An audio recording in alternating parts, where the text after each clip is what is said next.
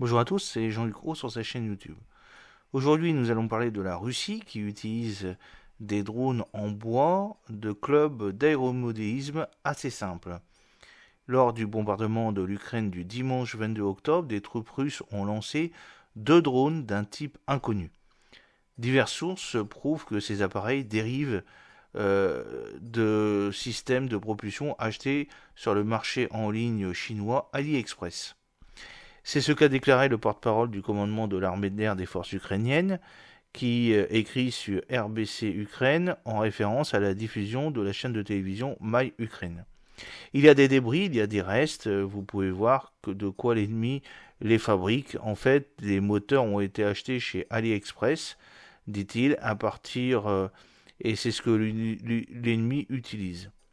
Ce n'est pas la première fois que ce type d'avion est sculpté à partir de matériaux simples, comme on l'a dit, à partir de bâtons, et il est lancé vers notre pays, a-t-il déclaré. Malgré ça, selon l'orateur, les drones de ce type constituent une cible dangereuse. En effet, ce drone est de type attaque, il transporte plusieurs kilogrammes d'explosifs et il présente donc un danger. Ces deux drones ont été lancés depuis le nord. Lors d'une interview à la télévision, le porte-parole de l'armée de l'air ukrainienne a noté que ces drones sont assemblés à partir de tout ce qui est disponible. Un moteur simple qui peut être acheté en ligne et une cellule qui peut être assemblée dans n'importe quel club d'aéromodélisme. Un examen plus attentif de l'un de ceux qui a été abattu par les Ukrainiens en mai 2023 permet de voir les détails dont ils peuvent être constitués. Un fuselage en contreplaqué, une bouteille à la place d'un réservoir de carburant et, plus intéressant encore, un réflecteur d'angle qui fait passer le drone plus visible au radar. Les experts suggèrent que l'idée russe est d'envoyer ces drones comme leurre et de forcer les soldats ukrainiens à dépenser de précieux missiles pour eux plutôt que de véritables cibles.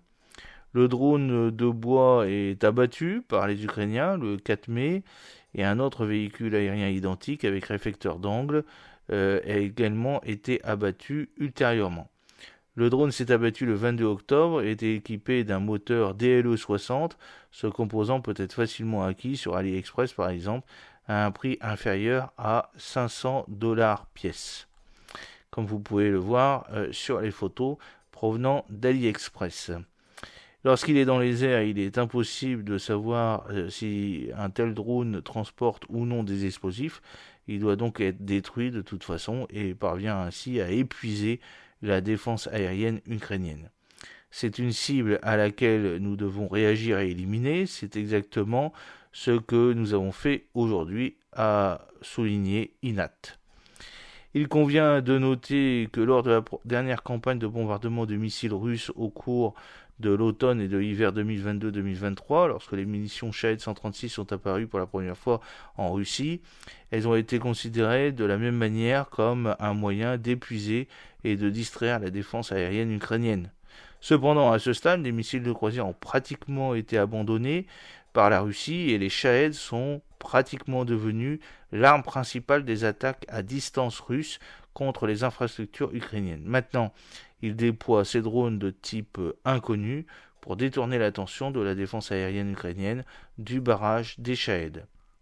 Dans le même temps, l'Ukraine utilise également des solutions similaires et étudie même la possibilité de produire des drones encore moins chers que les drones russes en bois, comme les drones aériens PPDS, Precision Payload Delivery System, fabriqués par la société australienne CPAC, qui sont littéralement en carton. J'espère que cette petite vidéo vous a plu. N'oubliez pas de cliquer sur le pouce pour la promouvoir, de vous abonner si ce n'est pas encore fait et de partager cette vidéo sur vos réseaux sociaux. A très bientôt, fidèlement, Jean-Luc Roux.